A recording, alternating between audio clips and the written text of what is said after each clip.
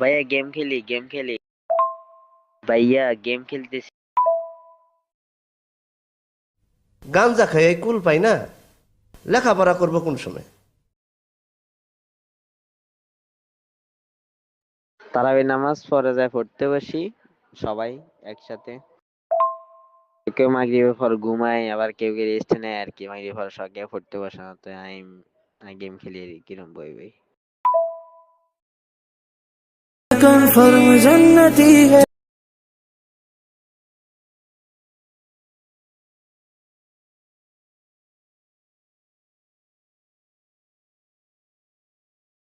তুমি ফেল।